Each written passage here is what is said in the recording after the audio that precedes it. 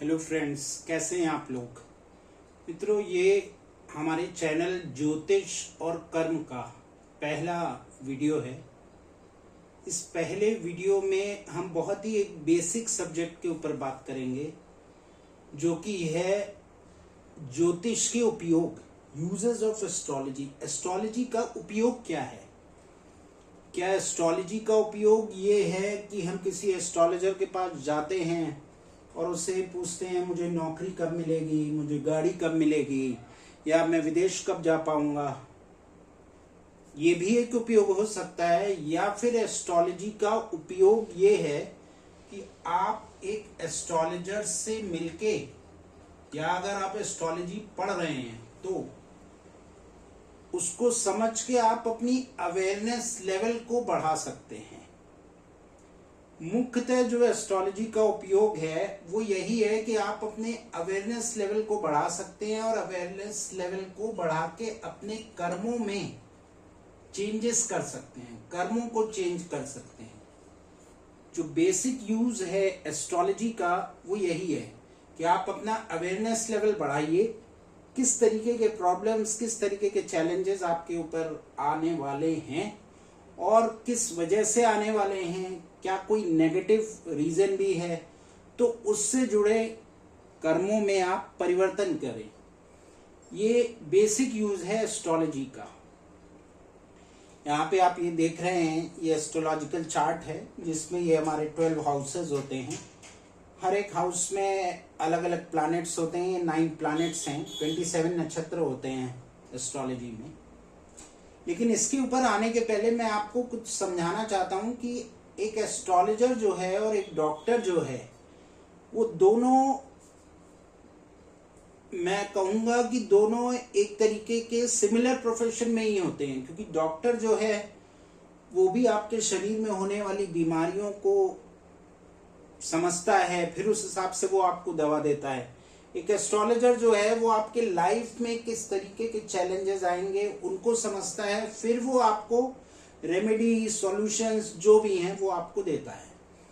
लेकिन जैसे हम एक डॉक्टर को ट्रीट करते हैं वैसे हम एक एस्ट्रोलॉजर को बिल्कुल भी ट्रीट नहीं करते हैं। डॉक्टर के साथ क्या होता है कि आज हमें कोई बीमारी, हमें लगा कि हमारे शरीर में कोई दिक्कत हो रही है, हम ज्यादातर लोग तुरंत डॉक्टर के पास जाते हैं, दवा ले लेते हैं और रोकथाम कर लेते हैं। कई लोग होते हैं कई दिन तक नहीं जाते हैं, फिर फाइनली उन्हें लगता है कि नहीं, डॉक्टर के पास जाना चाहिए। वो जाते हैं डॉक्टर के पास और डॉक्टर से कुछ प्रिकॉशन मिलता है, मेडिसिन मिलती है और वो सही हो जाते हैं। कई लोग और बहुत बाद में जाते हैं, जब उनको लगता है कि अब तो मैं रह ही नहीं सकता हूँ, तब डॉक्टर के पास जाते हैं। डॉक्टर इनको प्रिकॉशन देता है, मेडिसिन देता है और ये कहता है कि अब आपको इनको स्टार्ट रखना होगा। अगर आपने इसे बंद किया तो आप 3rd स्टेज के नीचे यानी कि क्रॉनिक वाले लेवल के ऊपर चले जाएंगे, कि जबकि वो बीमारी आपको पूरी तरह हो ही गई, अब वो आपके लिए दिक्कत हो जाएगी। तो ये 3 स्टेजेस होती हैं जब हम डॉक्टर के पास जाते हैं सामान्यतः। बट एक एस्ट्रोलॉजर के पास आदमी इस तीसरी स्टेज के बाद ही जाता है, जब उसका ये एस्ट्रोलॉजिकल जो चार्ट है ये पूरी तरह से खराब हो जाता है। तब वो एक एस्ट्रोलॉजर के पास में पहुंचता है और ये एक्सपेक्ट करता है कि अब वो एस्ट्रोलॉजर उसकी लाइफ में सब कुछ टर्न अराउंड करके, उसको सब कुछ सही करके उसको दे दे। बट रियल लाइफ में ऐसा बिल्कुल भी नहीं होता है। अगर कोई एस्ट्रोलॉजर आपको इस तरीके का कोई भी सजेशन दे रहा है, वो ये बोल रहा है कि नहीं ठीक है मैं तो आपका सब कुछ सही कर दूंगा, तो आप ये समझ लें कि वो एस्ट्रोलॉजर आपको बिल्कुल बेवकूफ बना रहा है। क्योंकि जैसे आपके शरीर में होता है वैसे ही आपकी लाइफ में होता है। अगर आपने अपनी लाइफ में इस हाउस से जुड़े बहुत सारे गलत आपने एक्शंस लिए हैं, बहुत सारे गलत कर्म किए हैं अलग अलग डिफरेंट हाउसेस से जुड़े हुए, और अब आप किसी एस्ट्रोलॉजर के पास में पहुंचते हैं, तो आप ये बिल्कुल एक्सपेक्ट नहीं कर सकते हैं कि आपको तुरंत कोई उसका सॉल्यूशन मिल जाएगा और तुरंत उसका निदान हो जाएगा। लाइफ के केस में तो ये बिल्कुल भी नहीं होता है। डॉक्टर के केस में हो सकता है कोई ऐसी दवा आ गई, उसने आपको दे दी और आप अचानक से सही हो गए। बट आपके एस्ट्रोलॉजिकल चार्ट में ऐसा बिल्कुल भी नहीं होता है। किसी भी चीज को जिसके ऊपर आपने नेगेटिवली काम किया है लंबे समय तक, वो अचानक से बिल्कुल भी सही नहीं होगी। उसको सही होने में एक टाइम पीरियड लगेगा, तभी जाके वो सही होगी।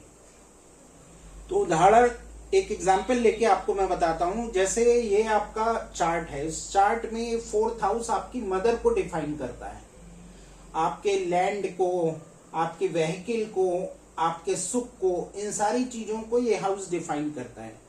अब मान लेते हैं थोड़ी देर के लिए कि आपका आपकी मदर से रिलेशन बिल्कुल भी अच्छा नहीं है, लेकिन आपको ये तीनों चीजें बहुत अच्छे से मिल रही हैं अपनी लाइफ में। मदर का आपके साथ में दिक्कत है, मदर के साथ आपके झगड़े होते हैं, कन्फ्रंटेशन होते हैं। मान लेते हैं मदर ही गलत है हर केस में, लेकिन फिर भी आपके झगड़े हो रहे हैं, एक्सट्रीम झगड़े हो रहे हैं, तो आपके रिलेशंस मदर के साथ में पूरी तरह से खराब है सब कुछ। लेकिन यहाँ पे सब कुछ अच्छा चल रहा है तो आपको कोई दिक्कत नहीं है। लेकिन कल जब इस हाउस में बैठे हुए प्लैनेट का टाइमिंग आएगा, अब मान लीजिए यहाँ पे सैटर्न बैठा हुआ है, राहु बैठा हुआ है, यहाँ पे मार्स है, यहाँ पे मान लीजिए 2 की जगह 5 लिखा हुआ है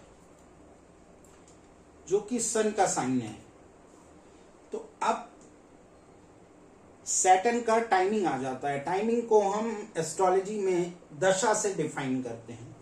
तो सैटर्न की दशा आ जाती है। अब सैटर्न आपको इस हाउस से जुड़े आपने जितने कर्म किए हैं, सैटर्न जो है वो कर्म कारक होता है, वो आपको आपके कर्मों का फल देता है। तो सैटर्न चूंकि यहाँ पे बैठा हुआ है, राहु के साथ में बैठा हुआ है, एक नेगेटिव प्लैनेट के साथ में, और आपने इस हाउस का जो मेन इंपॉर्टेंट फैक्टर है मदर, उसके साथ में आपने अपने रिलेशंस को इस लाइफ टाइम में बहुत खराब करके रखा हुआ था। क्योंकि बाकी सब कुछ अच्छा चल रहा था तो आपने सोचा कि मुझे कोई जरूरत नहीं है। लेकिन जैसे ही सैटर्न का टाइमिंग आएगा, आपकी इन तीनों चीजों से जुड़ी समस्याएं, दिक्कतें, चैलेंजेस आपके सामने आनी स्टार्ट हो जाएंगी, और वो चैलेंजेस लगातार बढ़ती ही चली जाएंगी। आप उसको देखेंगे कि वो लगातार बढ़ती चली जाएंगी और आपको समझ ही नहीं आएगा कि अचानक से ऐसा क्या हो गया कि मेरी लाइफ से ये तीनों चीजें पूरी तरह से गायब ही हो गई। उसका रीजन ये है कि आपने अपनी मदर के साथ में अपने रिलेशंस को खराब करके रखा। अब आप ये कह सकते हैं कि नहीं, उस हर केस में आपकी मदर ही रॉन्ग थी। अब मान लेते हैं आपकी मदर रॉन्ग थी, फिर भी आप अपनी मदर के कर्मों को डिसाइड करने वाले कोई भी नहीं होते हैं। आपको फिर भी अपनी मदर की बातों को सुनते हुए उनके साथ में अपने रिलेशंस को सही रखना होगा। अगर आप नहीं रखेंगे तो ये जो सैटर्न है जिसका टाइमिंग आया है, ये सैटर्न चूंकि यहाँ पे राहु के साथ में बैठा हुआ है नेगेटिव, तो ये सैटर्न जो है वो आपको नेगेटिव इंपैक्ट देना स्टार्ट करेगा इस हाउस से जुड़ा, और आपको लैंड, आपकी व्हीकल, आपके सुख और जितने भी फैक्टर्स हैं इस हाउस के, उन सब से जुड़े आपको नेगेटिव रिजल्ट आने स्टार्ट होंगे। अब एक एस्ट्रोलॉजर आपकी मदद कैसे कर सकता है? एक एस्ट्रोलॉजर के पास में अगर आप रेगुलरली आप उसके टच में हैं, तो वो एस्ट्रोलॉजर आपको ये बता सकता है कि आपका ये हाउस इन्फेक्टेड है, ये हाउस आपका डैमेज है। तो इस हाउस के ऊपर आपको विशेष नजर रखनी होगी। आपको अपने रिलेशंस को अपनी मदर के साथ में किसी भी कंडीशन में डिटेरियोरेट नहीं करना है। उसके लिए जो भी सॉल्यूशन वो एस्ट्रोलॉजर आपको बताता है आप उसको करिए, बट आपको अपने मदर के साथ में अपने रिलेशन को खराब नहीं करना है। अगर आप अपनी मदर के साथ अपने रिलेशंस को खराब नहीं करते हो, तो जो आपको 100% इम्पैक्ट आने वाला था, वो इम्पैक्ट आपका घट के 50% या उससे नीचे चला जाएगा। रिजल्ट आपको फिर भी आएगा, लेकिन वो इम्पैक्ट आपका 50% और उससे डाउन हो जाएगा। क्यों? क्योंकि आपने मदर के साथ में अपने रिलेशंस को मेंटेन करके रखा, आपने उनके साथ में दुर्व्यवहार नहीं किया, आपने उनके साथ में गलत नहीं किया। उनके करे हुए कर्मों का फल उनको उनके चार्ट में मिलेगा। आप उनसे झगड़ा करके अगर अपने कर्मों को खराब करते हैं तो आपका ये हाउस पूरी तरह से डैमेज हो जाएगा। और अगर इस हाउस का टाइमिंग आ गया तो आपको इसके बहुत सारे नेगेटिव इम्पैक्ट मिलेंगे। तो एक एस्ट्रोलॉजर आपको पूरी तरीके से गाइड कर सकता है कि कैसे आपके किस हाउस में किस तरह का नेगेटिव प्लैनेट प्लेस्ड है और कैसे आपको इस हाउस से जुड़ा कर्म करना है, क्या करना है, कैसे करना है, ताकि आपका ये चार्ट जो है वो प्रॉपरली मेंटेन रहे। भले ही इसमें बहुत इंप्रूवमेंट ना हो, बट ये बहुत डिग्रेड ना हो।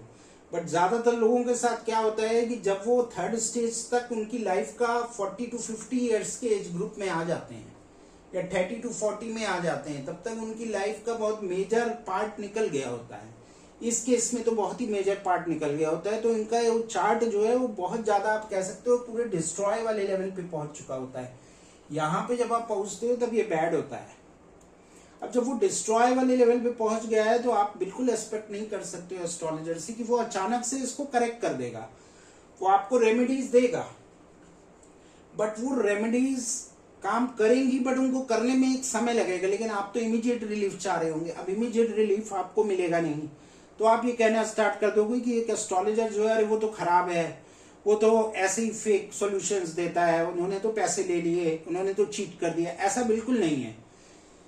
जैसे एक डॉक्टर, जब आप उससे दवा लेते हैं आपको फायदा नहीं हुआ तो आप अगले डॉक्टर के पास गए, फिर अगले के पास गए, फिर अगले के पास गए।